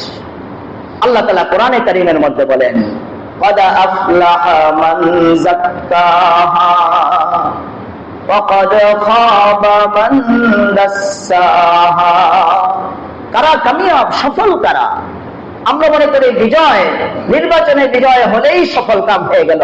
আল্লাহ বলতেছেন না, قد أفلح من زكاها وقد خاب من دساها। আল্লাহ বলেন, যারা আমাকে স্মরণ করে, আমার ইবাদত বন্দেগী করতে করতে, গুনাহ ছাড়তে ছাড়তে যারা নিজের অন্তরকে পরিষ্কার করছে, যারা অন্তরকে আমি আল্লাহমুখী করছে, তারা কামিয়াব, তারা সফল কাম। এছাড়া আর কেউ কিন্তু কিনা সফল কাম না। এজন্য আমরা মৃত্যুর কথা চিন্তা করব। মৃত্যুর কোন সময় এটা নির্ধারিত নাই, এটা একমাত্র আল্লাহই জানেন কোন সময় আমাদের মৃত্যু হয়ে যায়। আজকে বাড়িতে যাওয়ার আগে আমাদের মৃত্যু হয়ে যেতে পারে। মৃত্যুর প্রস্তুতি রাখবো। মৃত্যুর প্রস্তুতি আমরা যারা আমাদের অসুস্থ হইতেছে, এই লোকগুলির যেমন আমাদের ব্যক্তিগতভাবে মৃত্যুর প্রস্তুতি আছে, আমাদের আত্মীয় স্বজন যারা অসুস্থ হয়ে বিছানায় পড়ে যাবে, আমাদের জন্য কিছু প্রস্তুতিমূলক কাজ আছে। আপনার কোন আত্মীয় মুমূর্ষু অবস্থায়, তখন আপনি কি করবেন? হাদিসের মধ্যে আসছে, আল্লাহ রাসূল সাল্লাল্লাহু আলাইহি সাল্লাম বলেন, তোমার আত্মীয় বা কেউ যদি মুমূর্ষু অবস্থায় থাকে, তাহলে তার চেহারাটাকে কেবলামুখী করে, যেমন আমাদের কেবলা হলো পশ্চিমে, উত্তরে মাথা করে, পশ্চিমে দক্ষিণে পা দিয়ে তাকে শোয়ায় দেন, কেবলামুখী করে তাকে শোয়ায় দেন। আপনি এইভাবে তাকে ডান কাত করে কোন রকম তাকে শোয়া দেন, খাটটাকে এইভাবে ঘুরিয়ে তাকে উত্তর দক্ষিণে শোয়া দেন, তার চেহারাটা যেন কেবলামুখী হয়ে যায়। ওলামায়ে কেরাম লিখছে, আল্লাহ রাসূল যেহেতু এইভাবে শোয়াইতে বলছেন, যাতে মুমূর্ষু দেখবেন আপনি যদি এইভাবে শোয়া দেন, আশা করা যায় আল্লাহ রাসূলের এই সুন্নতের বরকতে আল্লাহ তাআলা তার মৃত্যুর যন্ত্রণা কমায় দেন। আর দ্বিতীয় আমল কি করতে হবে? আল্লাহ রাসূল বলেন, قال رسول الله صلى الله عليه وسلم لقنوا موتاكم لا اله الا الله। তোমাদের কোন ব্যক্তিকে যদি মুমূর্ষু দেখো, এই যে আমাদের আত্মীয় স্বজন মুমূর্ষু হয়ে গেলে আমাদের প্রস্তুতি হয়ে গেল, আমরা ওই মৃত যে মারা যাইতেছে মুমূর্ষু, তাকে কোনোদিন বলবো না এই লা ইলাহা ইল্লাল্লাহ পড়ো, লা ইলাহা ইল্লাল্লাহ পড়ো। আমি নিজে দেখছি একজন মুমূর্ষু ব্যক্তি তার সামনে বসে তার আত্মীয় বলছে যে আম্মা লা ইলাহা ইল্লাল্লাহ পড়ো, আম্মা লা ইলাহা ইল্লাল্লাহ পড়ো। আমার নিজের চোখে, নিজের কানে শোনা, নিজের চোখে দেখা। ওই মা এই মুমূর্ষু অবস্থায় বলতেছে আমি পড়বো না, আমি পড়বো না। এটা আল্লাহ রাসূল বলেন, কোনদিন কেউ মুমূর্ষু অবস্থায় থাকলে তাকে এটা বলবা না যে লা ইলাহা ইল্লাল্লাহ পড়ো। এটা না বলে তুমি তার সামনে বসে আস্তে আওয়াজে, অল্প আওয়াজে, সে যেন কষ্ট না পায়, অল্প আওয়াজে পড়ো লা ইলাহা ইল্লাল্লাহ, লা ইলাহা ইল্লাল্লাহ, লা ইলাহা ইল্লাল্লাহ। আস্তে আওয়াজে আপনি পড়বেন, আস্তে আওয়াজে, তার কান ফাটিয়ে পড়বেন না, সে তো মুমূর্ষু এখন। আস্তে আওয়াজে আপনি পড়েন। একবার যদি সে পড়ে লা ইলাহা ইল্লাল্লাহ, আল্লাহ রাসূল বলেন, ক্বালা রাসূলুল্লাহ সাল্লাল্লাহু আলাইহি ওয়াসাল্লাম, মান কানা আখিরু কালামিহি লা ইলাহা ইল্লাল্লাহ দাখালাল জান্নাহ আও কামা ক্বালা আলাইহিস সালাতু ওয়াস সালাম। আল্লাহ রাসূল বলেন, কোন ব্যক্তি যদি মৃত্যুর আগে একবার পড়ে লা ইলাহা ইল্লাল্লাহ, সে জান্নাতে প্রবেশ করে। এটা হলো আমাদের প্রস্তুতি। আর সূরা ইয়াসিন পড়ো, সূরা ইয়াসিন পড়ো। এভাবে আমরা আত্মীয় স্বজনের জন্য প্রস্তুতিমূলক কাজ হলো এগুলি না করে আমরা কি করি, মাদ্রাসা থেকে কতগুলি ছাত্র আয়না গায়রে মাহরাম, যারা এই মহিলাকে দেখতে পারবে না, হারাম, তার সামনে বসে আমরা কোরআন শরীফ পড়ান শুরু করে দিই। এক একটা নজরে গুনাহ হইতেছে, এই ছেলেটা তো ওই মহিলার জন্য মাহরাম না। আপনি যে এরকম একটা খতম কোরআনের করলেন, এই অবস্থা দেখে ওই মহিলা আরো ঘাবড়ায় যায়, ওই মুমূর্ষু ব্যক্তি আরো ঘাবড়িয়ে যায়। আপনি এগুলি করার দরকার নেই, আপনি লা ইলাহা ইল্লাল্লাহ পড়তে থাকেন তার সামনে। তাহলে ইনশাআল্লাহ একবার যদি সে লা ইলাহা ইল্লাল্লাহ পড়ে, উলামায়ে কেরাম লিখছেন দ্বিতীয়বার তাকে লা ইলাহা ইল্লাল্লাহ পড়ানোর জন্য কল্পনা করবেন না, চুপ থাকেন। সে যদি আবার দুনিয়াবি কোনো কথা বলে তাহলে আপনি আবার একবার পড়েন লা ইলাহা ইল্লাল্লাহ, আরেকবার পড়েন যেন ওনার মুখ দিয়ে আবার বের হয়ে যায় লা ইলাহা ইল্লাল্লাহ। এইভাবে যদি একবার আমাদের মুমূর্ষ ব্যক্তি তার মুখ দিয়ে লা ইলাহা ইল্লাল্লাহ একবার বের করে, ইনশাআল্লাহ একবার লা ইলাহা ইল্লাল্লাহ পড়ার কারণে আল্লাহ তাকে জান্নাত দান করবে। পারবো তো ইনশাআল্লাহ? এগুলো আমাদের আমল। আমরা এগুলি না করে 4 দিন না করি, 40 করি। লোক মারা যাবে, আমার বাবা মারা গেল, আমার মা মারা গেল, আমি গিয়া 4 দিন না করে ওই তেলের মাথায় তেল দিলাম। ডাক্তার, ইঞ্জিনিয়ার, এলাকার চেয়ারম্যান, মেম্বার, পারলে এমপি, যাদের কোনো টাকা পয়সার অভাব নাই, এদেরকে দাওয়াত দিয়া তেলের মাথায় তেল দিই, আরো খাওয়াই দেই। গরিব দুঃখী ঢুকতেও পারে না। অথচ আল্লাহ রাসূল সাল্লাল্লাহু আলাইহি সাল্লাম বলছেন, কোন বাড়িতে লোক মারা গেলে তোমরা সেই বাড়িতে খানা পৌঁছাও, আর আমরা পেটুকের মতো গিয়ে সেই বাড়িতে খেয়ে আসি। আচ্ছা, কি এটা সোজা হলো না উল্টা হলো বলেন? এটা আমরা করতে যাবো না। আমরা 4 দিন না 40 মৃত্যুবার্ষিকী করে আমাদের কি লাভ হবে? আমাদের তো কোনো সওয়াব হবে না। ওই সমাজের কিছু লোক যারা পেটুক, তারা পিছনে পিছনে ঘুরতে থাকে। হাদিসে নাই, কোরআনে নাই, সে কথাটা বলতে থাকে যে তোর আব্বা মারা গেল, মরে গিয়া মরদুদ না ফাতিহা না দুরুদ। তোর আব্বা মারা গেল, তুই ফাতিহাও পড়াইলি না, দুরুদও পড়াইলি না, তুই কত বড় নালায়েক। তোর আব্বা তো এখন, তোর আব্বার রূহ তো আমরা বাড়িতে বাড়িতে আইসা ভিক্ষা করতে যাবে, ভিক্ষা চাইবে যে দে আমরা সব দে। বলেন এটা কি কোনো হাদিস? এটা হলো পেটুকদের বানানো কথা। এই জন্য আমাদের আল্লাহর ভয় নিয়ে আমরা মৃত্যুর প্রস্তুতি নিতে হবে। আল্লাহ কোরআনে কারীমের মধ্যে বলেন, ওয়াইন্দাহু ইলমুস সাআ ওয়া ইউনাজ্জিলুল গায়সা ওয়া ইয়ালামু মা ফিল আরহাম ওয়া মা তাদরি মাযা তাকসিবু গাদা ওয়া মা তাদরি নাফসুম বিআই আরদিন তামুত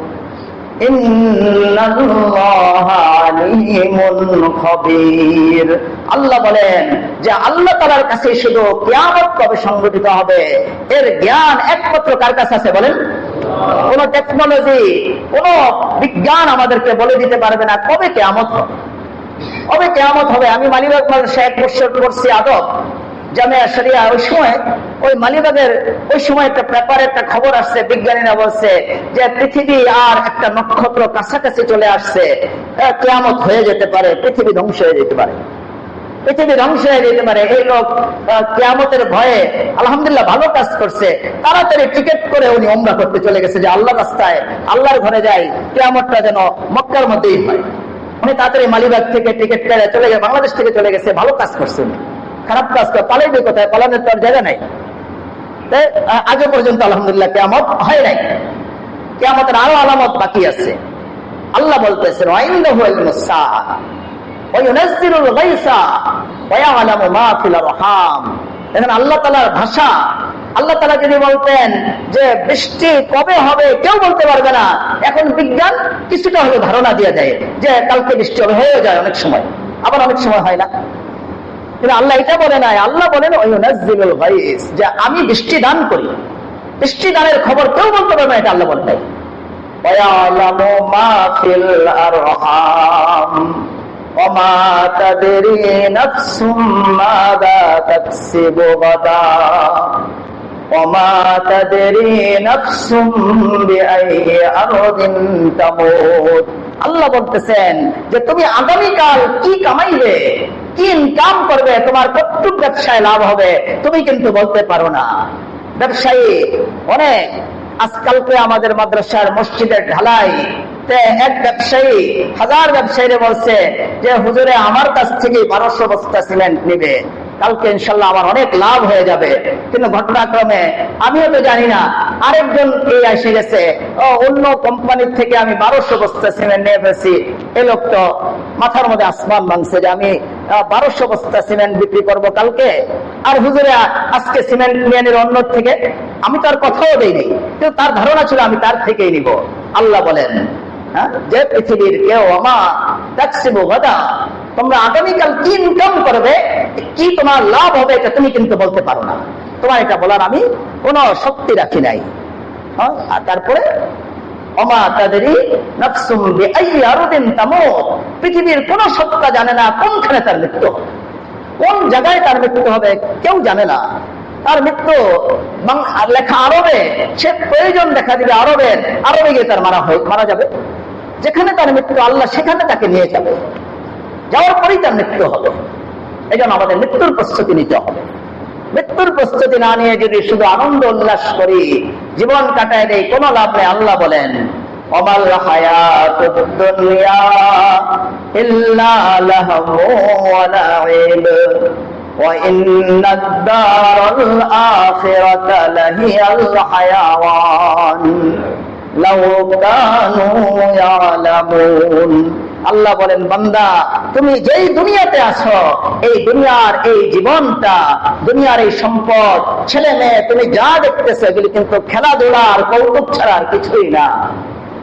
তুমি আমার কাছে আসছে, এই যে ডাক্তার সাহেবের বাড়ির বাসার কাছ থেকে, ওই সার্কিট হাউসের পাশ থেকে বাপ ছেলেকে নিয়ে আসছে যে হুজুর আমার ছেলেরা আমাকে হত্যা করে ফেলতে চায়, আমার ছেলেরা আমাকে হত্যা করতে চায়, আমার স্ত্রী আমাকে হত্যা করতে চায়।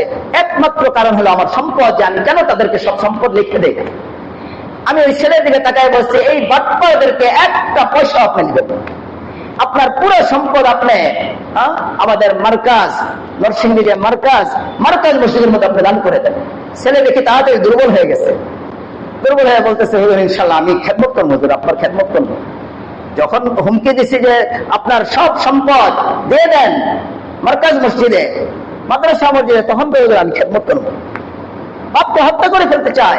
আল্লাহ বলেন ওয়ামাল হায়াতুদ দুনিয়া ইল্লা লাহু ওয়া লাইব ওয়া ইন্নাদ দারাল আখিরাতা লাহিয়াল হায়াওয়ান। বান্দা তুমি কি দুনিয়া নিয়ে ব্যস্ত? তুমি যে দুনিয়াতে আছো এটা শুধু কৌতুক, এটা শুধু একটা ধোঁকাবাজির জায়গা। আসল হায়াত আল্লাহ বলতেছেন, আখিরাতের হায়াত হলো আসল হায়াত, সেটাই হলো আসল হায়াত। হাদিসের মধ্যে আসছে পুরা পৃথিবীটাকে যদি সরষা দানা দিয়ে জমিন থেকে আসমান পর্যন্ত যদি ভরপুর করে দেওয়া হয়, আর একটা পাখি এসে যদি অনেকদিন পর পর একটা সরষা দানা নিয়ে আসমানের উপরে রেখে দেয়, আল্লাহ রাসূল বলেন এই জমিন থেকে আসমান পর্যন্ত স্তূপ করা সরষা দানা একদিন শেষ হয়ে যাবে, কিন্তু জান্নাতীরা জান্নাতে যে যাবে, জাহান্নামীরা যে জাহান্নামে যাবে, তাদের হায়াতের শেষ হবে না, তাদের জীবন শেষ হবে না। এই জন্য আল্লাহ বলেন যে আসল হায়াত হলো আখিরাতের হায়াত। এই জন্য আমরা আখিরাত মুখী হইব, দুনিয়াতে আমল করব, গুনাহ থেকে বেঁচে থাকবো। এখন গুনাহের জমানা, চারোদিকে শুধু গুনাহ, চারোদিকে শুধু নাফরমানি, কত যে ধোঁকাবাজি। এখন নেক্সট সূরাতে আল্লাহ রাসূল বলেন তাকুনু বাদি আইম্মা, আমার পরে, আমার মৃত্যুর পরে শেষ জমানার দিকে অনেক আইম্মা, অনেক উলামা, অনেক নেক্সট সূরাতে লোক বের হবে। তাদের কথা হবে খুব মিষ্টি, তারা হু হু করে কাঁদবে, তাদের মজলিসে বসলে মনে হবে জান্নাত জাহান্নাম দেখতেছি, কিন্তু তাদের অন্তর ভরা হবে দুনিয়া দিয়ে। আজকে আমাদের নসিব খারাপ, আমাদের অনেক ভাইয়েরা এই ধরনের পীর ফকিরের পিছনে পড়ে নিজের জীবন বরবাদ করে দিয়েছে, অনেক আলেমও বরবাদ করে দিয়েছে। বিভিন্ন আজে বাজে একটা মজলিসে দ্বারা বসে সেখানে দালাল সেট করা হয়, আর দালাল দাঁড়ায় বলে আমি রাসূল সাল্লাল্লাহু আলাইহি ওয়াসাল্লামকে স্বপ্নে দেখছি, রাসূল সাল্লাল্লাহু আলাইহি ওয়াসাল্লাম আমাকে বলছে ওনার কাছে বায়াত করতে। যদি দেখেও থাকে তবুও কি বলেন এরকম মজলিসের মধ্যে গেলে বলা কি উচিত হবে? আমাদের আকাবিরগণ যদি ওনাদের ব্যাপারে কেউ স্বপ্নে দেখছে, উনি স্বপ্ন দেখলে ওখানেই থামায় দিছে, এই স্বপ্ন আর অন্যকে বলতে দেয় নাই। আর আজকে মজলিসে চাবায়া গেলে বলে মানুষকে বুঝাইতেছে আমি বুজুর্গ, আমার কাছে রসুলের ঘাম আছে, আমার কাছে রসুলের চুল আছে, 1400 বছর পরে রসুলের ঘাম আছে, সে মিথ্যুক কাজ্জাব। 1400 বছর পরে যদি কোন পীর দাবি করে আমার কাছে রসুলের ঘাম আছে, তা মিথ্যু। আজও পর্যন্ত কোন নসে কোরআনে হাদিসে এটার কোন বর্ণনা আসে। এই জন্য আমরা খুব সতর্ক থাকবো। এখন ফিতনার যুগ, ফাসাদের যুগ, কতটুকু ফিতনা শেষ জমানায় আসবে। রাসূল সাল্লাল্লাহু আলাইহি ওয়াসাল্লাম বলেন قال رسول الله صلى الله عليه وسلم يأتي على الناس زمان الصابر فيهم على دينه كالقابض على الجمر أو كما قال عليه الصلاة والسلام আল্লাহ রাসূল বলেন শেষ জমানায় আমার উম্মতের উপরে এমন সময় আসবে যে হাতের মধ্যে জ্বলন্ত কয়লা রাখা যতটুকু কঠিন, ঈমান আমল চরিত্র রক্ষা করা এর চেয়ে কঠিন হয়ে যাবে। নেক্সট সূরাতে অনেক ধোঁকা শুরু হয়ে যাবে। এজন্য আমরা গুনাহ থেকে বেঁচে থাকার চেষ্টা করব, বেদাত থেকে বেঁচে থাকব, শিরক থেকে বেঁচে থাকব। এই জমানায় যদি আপনি কষ্ট করে আল্লাহর রাসূলের দ্বীনকে আঁকড়ে ধরেন, লাভ কি হবে? আল্লাহ রাসূল বলেন, قال رسول الله صلى الله عليه وسلم من تمسك بسنتي عند فساد أمتي فله أجر 100 شهيد أو كما قال عليه الصلاة والسلام আল্লাহ রাসূল বলেন ফিতনার জমানায় যখন গুনাহ বেড়ে যাবে, এই সময় যারা আমার দ্বীনকে আঁকড়ে ধরবে, আমার তরিকাকে আঁকড়ে ধরবে, আমার সুন্নতকে যারা আঁকড়ে ধরবে, আল্লাহ তাআলা কিয়ামতের দিন তাদেরকে 100 শহীদের মর্যাদা দিবেন। এজন্য আমাদের উচিত শিরক থেকে তওবা করে নেওয়া। কবর পূজা, মাজার পূজা, বাবা পূজা, কোন পীরের পায়ে সিজদা করা বলেন জায়েজ না হারাম? শিরক। আপনি মাজারে গিয়ে উরুস করলেন আর সেখানে গিয়ে আপনি গরু দান করলেন, আপনি তো মনে করতেছেন কত কিছু নিয়ে আসছি, অথচ আল্লাহ রাসূল এই উরুসের খাদ্যগুলিকে আল্লাহ রাসূল বলছেন শুকরের গোশতের সাথে তুলনা করছেন। হুররিমাত আলাইকুমুল মাইতা ওয়াদ-দামু ওয়া লাহমুল খিনজির ওয়া মা উহিল্লা বিহি লিগাইরিল্লাহ। আল্লাহ ব্যতীত অন্যের জন্য যে পশুগুলি উৎসর্গ করা হয়, ওগুলির গোশত আর হুকুম আল্লাহ বলতেছেন শুকরের গোশতের সাথে আল্লাহ তাআলা এগুলির হুকুম বয়ান করছেন। বেদাত থেকে আমাদের বাঁচতে হবে। সব গুনাহ থেকে যখন আমরা বাঁচবো, আল্লাহ তাআলা আমাদের জীবনের মধ্যে শান্তি দিবেন, রাহাত দিবেন। আজকে শয়তান তো আগে রেস্ট নেওয়ার সময় ছিল না, শয়তানের রেস্ট নেওয়ার কোনো সময় ছিল না। সে দৌড়াইতে দৌড়াইতে তার জান শেষ হয়ে গেছে। আমার মনে হয় এখন কিছুটা হলো সে রেস্ট নিতে পারতেছে না। রাগ করবেন বললে অনেকে মনে হয় রাগ করেই ফেলছে, অনেকে রাগ করছে না জানি কি বলে, বলবে তো আসল রোগটাই তো বলবে যে আজকে আমাদের পকেটের মধ্যে বিশাল বড় এক টাচ মোবাইল ঢুকাই দিছে, শয়তান নাকে তেল দিয়ে এখন ঘুমাইতে পারতেছে। তার আর এখন মেহনত করতে হইতেছে না, মেহনত করার দরকার নাই। শয়তান যদি নাকে তেল দিয়া সে যদি মাসটা বৎসর পর্যন্ত ঘুমায়, তার যে মিশন, এই মিশন চালায় নেওয়ার বড় খলিফা টাচ মোবাইল তৈরি হয়ে গেছে না। রাগ হলেন বলেন? টাচ মোবাইল যদি আপনি প্রয়োজনে আপনি যদি সঠিক ব্যবহার করেন তাতে কোনো অসুবিধা নেই, কিন্তু আপনি টাচ মোবাইলটা যদি ব্যবহার করেন আজে বাজে কাজে, অশ্লীল জিনিস দেখার ব্যাপারে, তাহলে তো এটা আপনার শয়তানের কাজটাই আপনার সে করে দিল। আমরা কষ্ট করে আল্লাহর হুকুম মেনে চলবো। আল্লাহর হুকুম মেনে চললে আমাদের লাভ কি হবে? নগদ 2টা লাভ হয়ে যাবে। আল্লাহ কোরআনে কারীমের মধ্যে ওয়াদা করছেন, নগদ 2টা লাভ হয়ে যাবে দুনিয়াতেই, যদি আমরা আল্লাহকে ভয় করি। আল্লাহকে ভয় করে যদি এই যে টাচ মোবাইল হাতে আছে, চাপ দিলেই উলঙ্গ মেয়েদের ছবি পাওয়া যাবে, চাপ দিলেই গান শোনা যাবে, চাপ দিলেই সিনেমা দেখা যাবে। আপনি রুমের মধ্যে একা, কেউ আপনার কাছে নাই, আপনি দরজা জানলা আটকিয়ে দিচ্ছেন, কেউ আপনাকে বাধা দিতে পারবে না। ওই সময় যদি আপনার আল্লাহর ভয়ে আপনি যদি এই গুনাহটা না করেন, কি লাভ হবে? আল্লাহ দুনিয়ার লাভ বলছেন এক আয়াতে, অনেক আয়াতে, আর আখিরাতের লাভ তো বলছেন। আল্লাহ বলেন ওমাই ইয়াত্তাকিল্লাহ ইয়াজআল লাহু মাখরাজা ওয়া ইয়ারযুকুহু মিন হাইসু লা ইয়াহতাসিব। আল্লাহ কোরআনে কারীমের মধ্যে ওয়াদা করতেছেন, যারা আমাকে ভয় করে গুনাহ ছেড়ে দিবে, শুধু আমার ভয়ই গুনাহ করলো না, কোন পুলিশের ভয়ে নয়, বিডিআরের ভয়ে নয়, অফিসারের ভয়ে নয়, সিসি ক্যামেরার ভয়ে নয়, শুধু আমার ভয়ে ঘুষ খেলো না, আমার ভয়ে সুদ খেলো না, আমার ভয়ে অশ্লীল ছায়াছবি দেখলো না, লাভ কি হবে?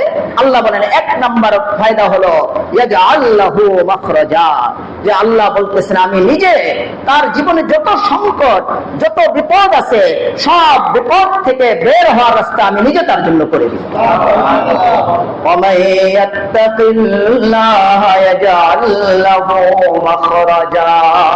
এক সাহাবী উনি বলতেছেন আমার পকেট খালি, বাজার করার টাকা নাই।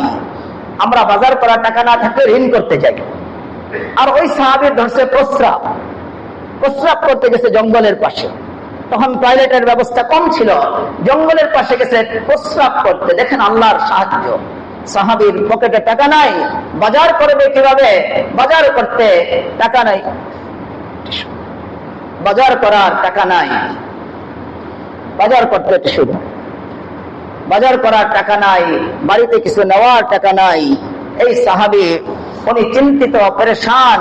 আমরা যাই ঋণ করতে, উনি গেছেন প্রস্রাব করতে, জরুরত স্বার্থে। ঋণ করার চিন্তা মিন্তা নাই, যে ব্যবস্থা হলে খাবো, নারে নাই প্রস্রাব করে আগে নেই, জরুরত আসছে প্রস্রাব করতে গেছে। প্রস্রাব করে যেই প্রস্রাব করার জন্য বসছে, হাদিসের মধ্যে আসছে একটা গর্ত থেকে একটা ইঁদুর বের হয়ে আসছে, আর ইঁদুরের মুখের মধ্যে একটা স্বর্ণের মুদ্রা, দিনার।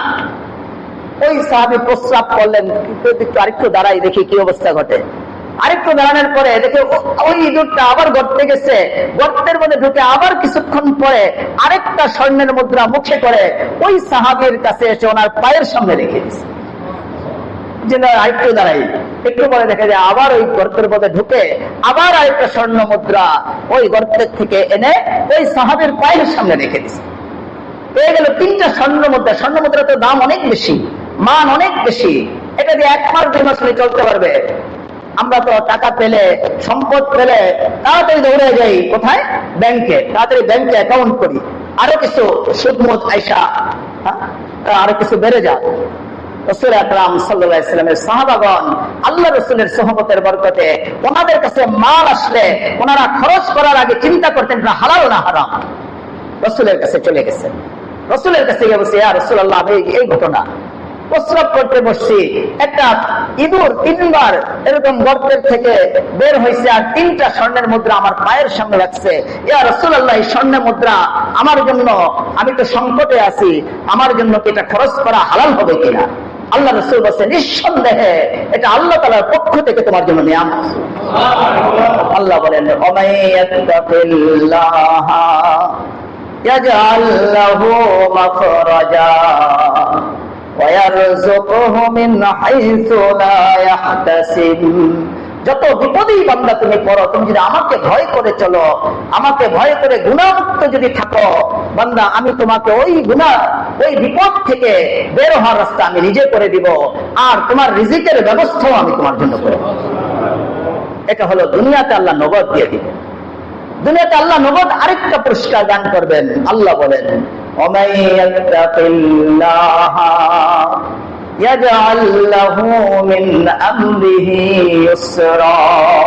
আল্লাহ বলেন, যারা আমাকে ভয় করবে, আমাকে ভয় করে আমাকে ডাকবে, আমার উপরে ইকিন করবে, আমার উপরে বিশ্বাস রাখবে, আল্লাহ বলেন তাদের সব কাজ আমি সহজ করে দেব। দোকান চালানো থেকে নিয়ে, নিজের পরিবার চালানো থেকে নিয়ে, ইন্ডাস্ট্রিজ চালানো থেকে নিয়ে, এরকম ভাবে রাষ্ট্র পরিচালনা থেকে সব কাজ আমি তাদের জন্য সহজ করি। আজকে কতগুলি ডক্টর, আমি ওনাদের কোনো খারাপ দৃষ্টিতে বলতেছি না, অনেক শিক্ষিত, অনেক থিসিস করা, বিভিন্ন রাষ্ট্র থেকে ওনারা ডক্টরেট ডিগ্রি নিছেন অর্থনীতির উপর, কত কিছুর উপর। এতগুলি ডক্টর মিলে দেশটাকে পরিচালনা করতেছে। আপনি বলেন, আমাদের যে নিত্য প্রয়োজনীয় আসবাব, এগুলির দাম কি অনেক কমে গেছে? না, আগের মতোই আছে, আরো অনেক বেড়েও গেছে। খুব ডাকাতি, রাহাজানি, চুরি সব বন্ধ হয়ে গেছে নাকি দেশটা? বলে এই আপনাদের এই রাস্তা দিয়ে আজকে আমার আসতে দিল না। আমাকে বলতেছে, একজন মৌলানা সাহেব বললো যে হুজুর এই রাস্তা দিয়ে আসবেন না, আপনি অন্য এই রাস্তা দিয়ে আসেন, আমাদের এই রাস্তায় ডাকাতি হয়, ডাকাতি হয়, এখান দিয়া সন্ধ্যাবেলা আসাও নিরাপদ না। আজকে আমরা নিরাপত্তায় না, এতগুলি ডক্টর মিলে কেন দেশের মধ্যে শান্তি আনতে পারলো না? আপনারা রাগ হলেও আমি বলবো, তাদের চেহারা, তাদের সুরত, তাদের কথায় আমার মনে হয় একটা অন্তরের মধ্যে আল্লাহর ভয়, আল্লাহর ভয় নাই। তারা কোত্থেকে শান্তি নিয়ে আসবে? কোত্থেকে তারা রাষ্ট্র পরিচালনা করবে? রাষ্ট্র পরিচালনা করার প্রথম ক্ষমতাই তাদের নাই, প্রথম যোগ্যতা আল্লাহর ভয়। হযরত ওমর রাদিয়াল্লাহু তাআলা আনহু যখন বাইতুল মুকাদ্দাস ফিলিস্তিন বিজয় করছেন, তখন উনি ওমর রাদিয়াল্লাহু তাআলা আনহু যখন ফিলিস্তিনে প্রবেশ করছেন, বাইতুল মাকদিসে প্রবেশ করছেন, আজকে সেই বাইতুল মুকাদ্দাস, বাইতুল মাকদিস আজকে আমাদের হাতে নাই, জালেমদের হাতে।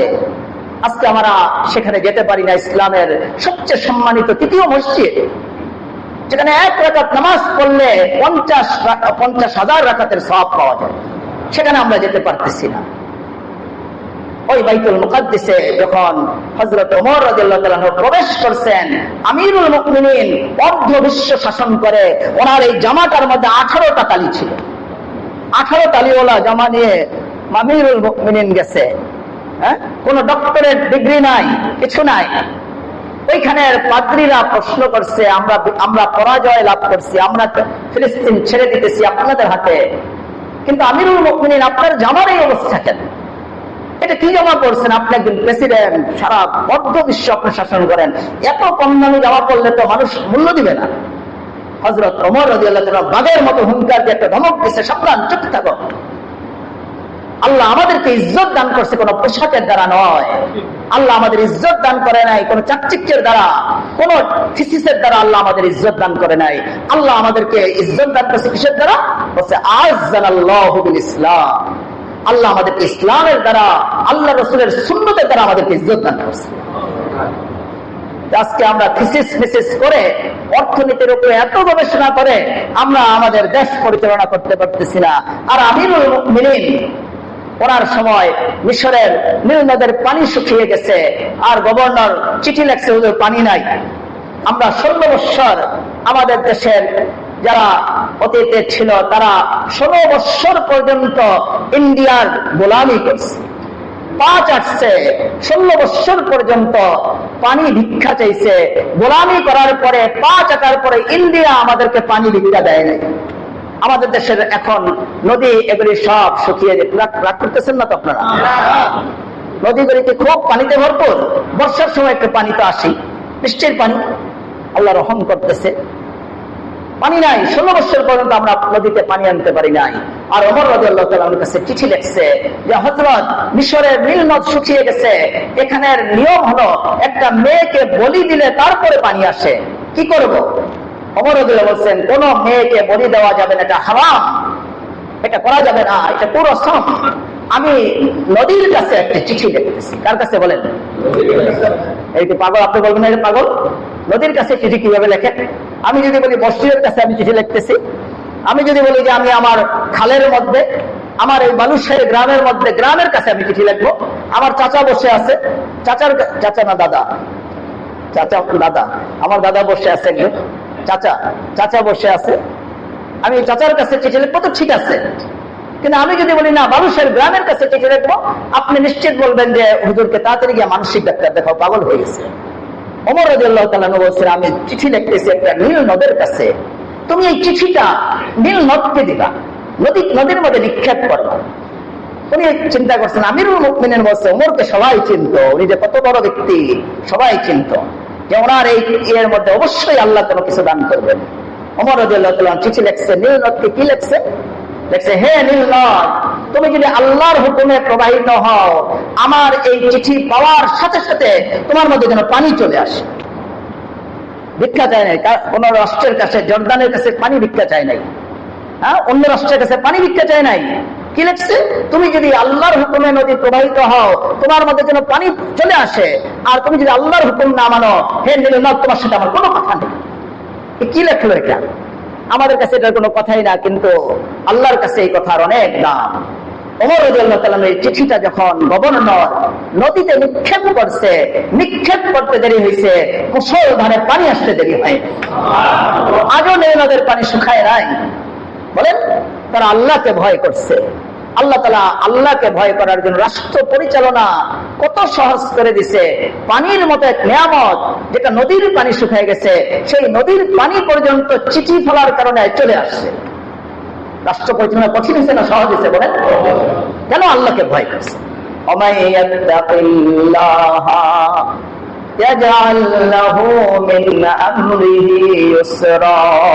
আল্লাহ বলতেছেন যারা আমাকে ভয় করবে, আমাকে ভয় যদি করো, তোমার বাড়ি পরিচালনা থেকে রাষ্ট্র পরিচালনা পর্যন্ত সব কাজ আমি তোমার জন্য সহজ করি। আল্লাহকে ভয় করবো তো ইনশাল্লাহ। আর আখিরাতের প্রতিদান তো আছেই। ওয়া আম্মা মান খাফা মাকাম রাব্বিহি ওয়া নাহান নাফসা আনিল হাওয়া ফাইন্নাল জান্নাতা হিয়াল মাওয়া। যে ব্যক্তি, আল্লাহ বলতেছেন, শুধু আমার ভয়ে, অন্য কোনো সিসি ক্যামেরার ভয়ে না, যে অফিসে এখন যদি ঘুষ খাই সিসি ক্যামেরা আমাকে ধরে ফেলবে, এই জন্য বাড়িতে গিয়া বা টয়লেটে গিয়া বাম হাতে আসতে করে আমি আসতেছি ঢাকা থেকে, ড্রাইভার সাহেবকে আটকাইছি, তা আমার দেখছে হুজুর আমরা বসা, একটু লজ্জা পাইছে মনে হয়, আমাদের তো আর ছিল না, লজ্জা পাইছে মনে হয়, কই দিকে কই দেখতেছে। আমি একটু পিছনের দিকে তাকায় আছি যে কি করে দেখি। ড্রাইভার এদিক সেদিক কইয়া পরে বসে যা আছে তাতে দেখ, হুজুরের গাড়ি এখন কিছু কম না কইতেছে। আমি দেখলাম এইভাবে হাতটাকে, বাম হাতটাকে এরকম করছে, বাম হাতটা এরকম করছে। এই বাম হাতের মধ্যে ড্রাইভার সাহেব কয়েছিল আমার কাছে 50 টাকা ছিল, 50 টাকা, 5 টাকা দিলেন না কেন? 50 টাকা দিলেন কে করে? পুলিশ এটা 50 টাকা এইভাবে বাম হাতে নিয়ে আস্তে করে রাখছে, যা চলে আসে। ও আর দেখে নাই কত টাকা, ও মনে করছে হয়তো 500 টাকা। আল্লাহর ভয় নাই। এই যে আল্লাহর ভয়ে যদি কেউ গুনাহ ছেড়ে দেয়, সিসি ক্যামেরার ভয়ে নয়, কোন পুলিশের ভয়ে নয়, স্যাটেলাইটের ভয়ে নয় যে স্যাটেলাইটে ধরা পড়ে যাবে, শুধু আল্লাহর ভয়ে যদি গুনাহ ছেড়ে দেয়, আল্লাহর ভয়ে যদি গুনাহ না করে, লাভ কেউ আল্লাহ বলেন ওয়া আম্মা মান খাফা মাকাম রাব্বিহি ওয়া নাহান নাফসা আনিল হাওয়া ফাইন্নাল জান্নাতা হিয়াল মাওয়া। আল্লাহ বলতেছেন যারা আমার ভয়ে গুনাহ ছেড়ে দিবে, অন্য কোনো ভয়ে না, আমি তাদের ঠিকানা জান্নাত বানাবো। এই জন্য আমরা আল্লাহর ভয়ে গুনাহ ছাড়বো। রাত্র বেশি হয়ে যেতেছে, সবাই আমরা তওবা করে নেই, সবাই দিনে দিনে তওবা করে ফেলে যে আল্লাহ জীবনে যা গুনাহ করছি, চোখের গুনাহ, জবানের গুনাহ, কানের গুনাহ, আত্মিক গুনাহ, আল্লাহ এই গুনাহগুলি থেকে আমরা তওবা করলাম, আমরা আল্লাহ ক্ষমা চাইতেছি। আল্লাহ রাসূল বলছেন আত-তাইবু মিনাজ যামবি কামান লা যামবা লাহু, যে গুনাহ করে ফেলছে, হাজারো গুনাহ করে ফেলছে, তারপরে যদি অনুতপ্ত হয়ে তওবা করে, একবার শুধু অনুতপ্ত হয়ে যদি আল্লাহ আমাকে ক্ষমা করে দেন, তার জীবনের সব গুনাহকে আল্লাহ মাফ করে দেন। আমরা ইস্তিগফার করি, আস্তাগফিরুল্লাহাল্লাযী লা ইলাহা ইল্লা হুয়াল হাইয়ুল কাইয়্যুম। আল্লাহ আমি তওবা করতেছি সকল গুনাহ থেকে, সগীরা কবিরা, শিরক বেদাত, আমার জানা অজানা সকল গুনাহ থেকে আল্লাহ তওবা করিলাম। আল্লাহ আমাদের গুনাহগুলিকে মাফ করে দেন, আল্লাহ আমাদের গুনাহগুলিকে সওয়াবে পরিণত করে দেন। বিরহমাতিকা ইয়া আরহামার রাহিমিন। দুরূদ শরীফ পড়ি। আল্লাহুম্মা সাল্লি আলা সুবহানাকাল্লাহুম্মা বিহামদিকা আশহাদু আল্লা ইলাহা ইল্লা আনতা আস্তাগফিরুকা ওয়া আতুবু ইলাইক ওয়া আখিরু দাওয়ানা আলহামদুলিল্লাহি রাব্বিল আলামিন।